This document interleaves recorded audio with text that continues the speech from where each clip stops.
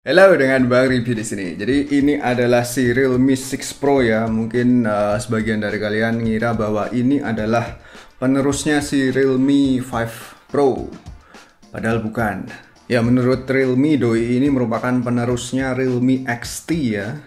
Kenapa gitu? Karena mungkin peningkatan spek yang diusung ini terlalu jauh ya daripada Realme 5 Pro. So, ekspektasiku adalah harga smartphone ini ya, mungkin bakal jauh lebih mahal daripada pendahulunya. Konon harganya tuh bakal dibanderol 4 jutaan ya. Tapi aku nggak tahu di bawah 4,5 atau di atas 4,5 juta. Karena pada saat video ini dibuat, si Realme itu masih ngerahasiain harganya ya. Mereka bilang kisi-kisinya harganya di 4 jutaan. Ya, aku belum tahu harga tepatnya berapa. Dan di sini mungkin ada yang bisa nebak harganya bakal berapa. Anyway, yang pasti sih terdapat hal baru di smartphone ini yang kagak ada di kompetitor sekelasnya. Bisa jadi hal baru tersebut akan menjadi sebuah trendsetter ya. Apakah itu? Ya, sebelum aku bicara lebih lanjut, please jangan lupa untuk sub dulu channelku, kemudian hidupin lonceng notifnya, dan terima kasih.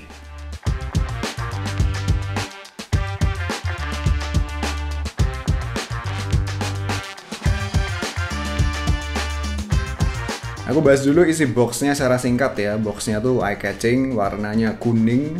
Di dalamnya ada sang smartphone, ada kabel USB to USB-C beserta chargernya yang gede banget ya ukurannya ya. Ini ngecasnya cepat nggak ya?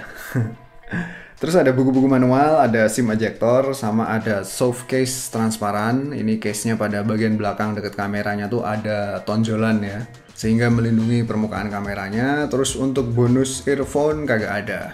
Oke, sekarang desain smartphone-nya ya. Bagian depan tuh wujudnya cukup familiar. Di situ terdapat dua kamera depan dengan ukuran yang cukup gede yang letaknya ada di layar ya.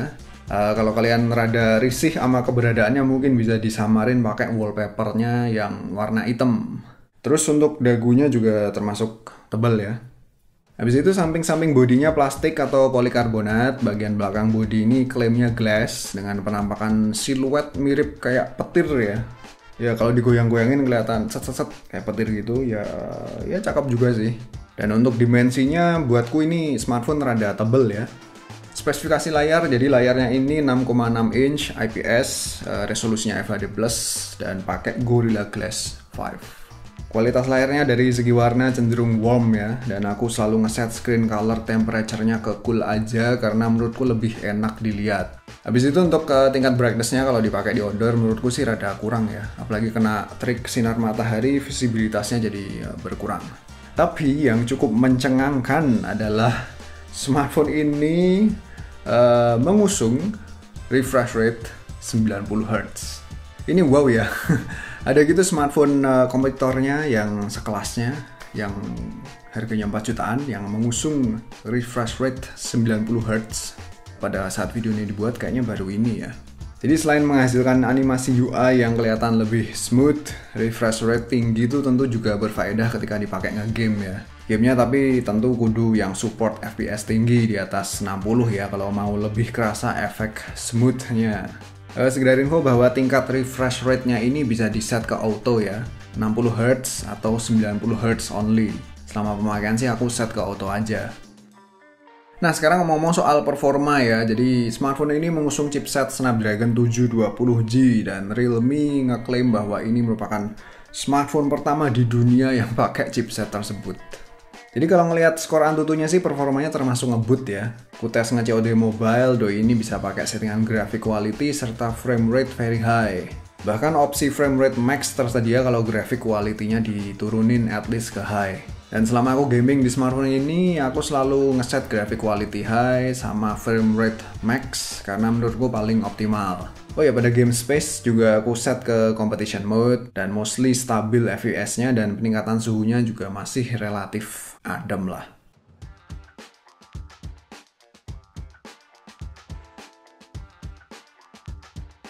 Dan satu info lagi bahwa klaimnya layarnya tuh punya touch sampling rate 120Hz. Yang berarti sang layar tuh akan merespon sentuhan jari dengan lebih responsif. Tapi selama pemakaian khususnya gaming, aku nggak ngerasa bedanya ya sama responsivitas layar smartphone Android pada umumnya.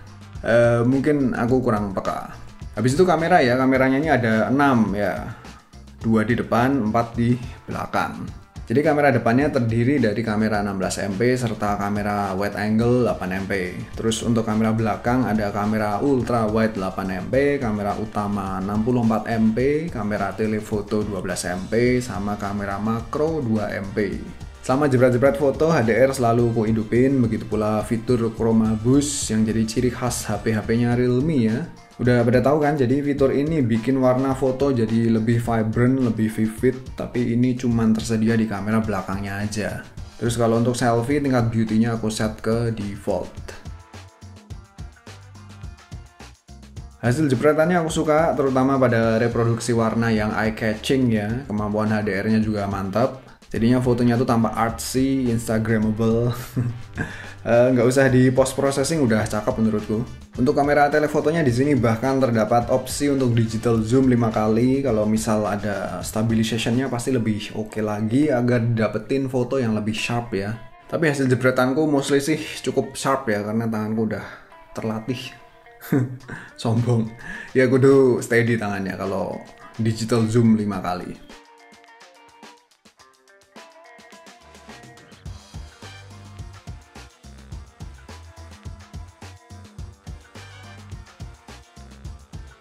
Lalu night mode-nya ternyata tersedia untuk seluruh kamera belakangnya, kecuali kamera makro pastinya. Tapi pada prakteknya aku jarang pakai yang kamera telefoto karena menurutku idealnya tuh kudu pakai tripod ya biar sharp. Kalau kamera wide angle sama kamera yang utama sih ya tentu masih bisa pakai tangan.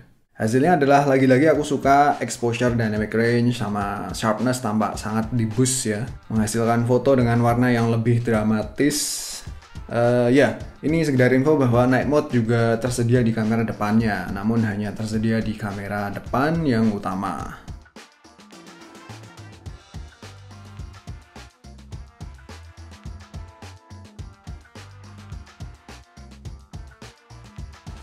Kemudian fitur portrait alias bokeh mostly sih rapi di kamera belakang atau depannya ya. Sekedar info bahwa fitur bokeh ini hanya tersedia di kamera-kamera yang utama, dan anehnya tingkat blurnya tuh hanya bisa di set pada saat sebelum fotonya dijepret.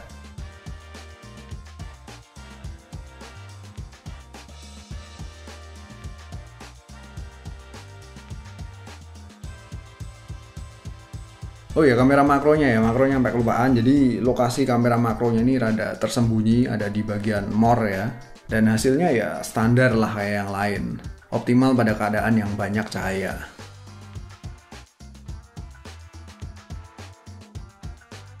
Move on ke video, jadi kamera belakang bisa rekam di segala focal length ya. Untuk kamera utama bisa rekam up to 4K 30fps, tapi di resolusi ini video stabilization kagak ada. Yang ada stabilizationnya di resolusi FHD.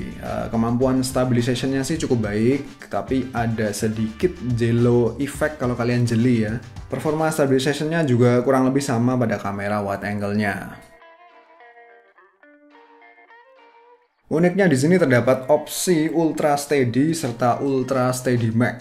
Ya, tinggal diaktifin aja ya. Tapi anehnya ketika opsi Ultra Steady diaktifin, stabilization-nya tuh malah mati.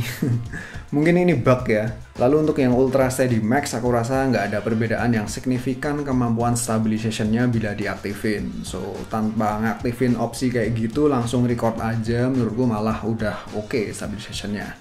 Dan untuk soal bug tadi di Ultra Steady, kabarnya bakal ada sistem update yang bakal ngefix bug tersebut. Terus untuk kamera depan, kedua kamera depannya tuh bisa ngerekam di resolusi FHD dengan video stabilization yang aktif. Tapi mic-nya tuh kok gitu ya? Jadi tiap kali aku ngomong kayak ada suara distorsinya. Tes kameranya sih Realme 6 Pro. Oh ya, satu lagi terdapat ini ya, namanya video bokeh ya. Jadi hanya optimal untuk video yang statis ya, diam di tempat. Kalau dibawa gerak-gerak atau objeknya gerak-gerak, maka background blur-nya tuh kadang suka hilang sebentar terus muncul lagi. Secara overall sih untuk sektor fotografi aku cukup puas ya, dan untuk sektor videografi stabilization-nya oke juga. Tapi dari perekaman audionya menurutku sangat kurang.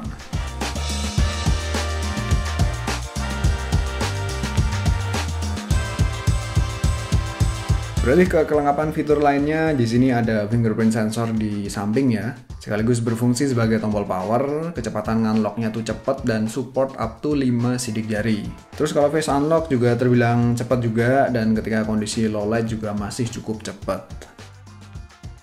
Habis itu speaker kualitas audionya silahkan didengerin aja, menurutku sih lumayan, cenderung standar ya untuk smartphone zaman now.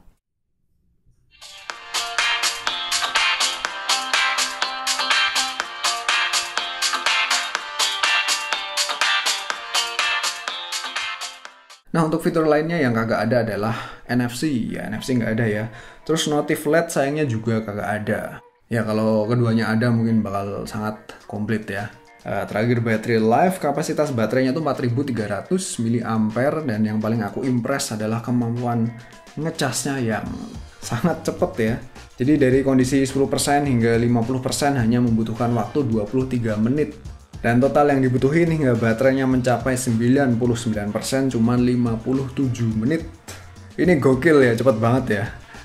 Ada gitu yang bisa ngecas sekenceng kayak gini di harga yang katanya 4 jutaan. Nah, kalau untuk battery life-nya selama pengetesan aku bisa mencapai 1 hari 10 jam dengan screen on selama 5 jam 53 menit. Itu pun dengan usage yang cukup intens ya, mostly buat Netflixan sama nge-COD mobile. Buat Netflixan kira-kira total selama 3 jam, kalau COD mobile sekitar 70 menitan. Ini Netflixan sama COD juga aku pakai data terus ya. Dan menurutku ini termasuk awet. So, Realme 6 Pro. Menurutku banyak sektor yang mengesankan dari smartphone ini ya. Pertama dari chipsetnya yang termasuk kencang, habis itu kemampuan ngecas yang cepat banget, terus dari sektor fotografi, fungsionalitas kameranya juga komplit ya, bisa wide, bisa tele, bisa makro. Hasil jepretannya juga cukup mumpuni, dan tak lupa hadirnya layar dengan refresh rate 90 Hz ya. Nah, sekarang harganya lagi-lagi pada saat video ini dibuat, seperti yang gue bilang di awal ya, Realme masih merahasiakan harga smartphone ini. Bilangnya sih di 4 jutaan ya, nggak tahu di bawah 4,5 atau di atasnya. Aku nggak tahu. Sebenarnya hari ini launching sih ya, karena aku update harganya di deskripsi video. Tapi ya lagi-lagi kalau ngelihat produk-produknya Realme terdahulu, harganya tuh cenderung good value lah. Aku harap sih harganya di bawah 4,5 juta aja ya. Harga segitu tentu udah menarik kalau ngelihat keseluruhan spek yang ditawarin. Bila mana harganya di antara 4,5 hingga 5 juta juga masih cukup menggiurkan sih. Dan menurutku bila mana smartphone ini mengusung layar AMOLED beserta AOD, maka ya smartphone ini akan menjadi lebih perfect lagi.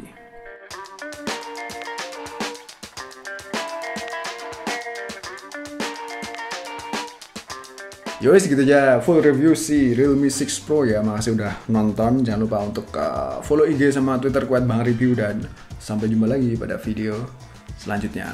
Jangan lupa cuci tangan ya. Terima kasih.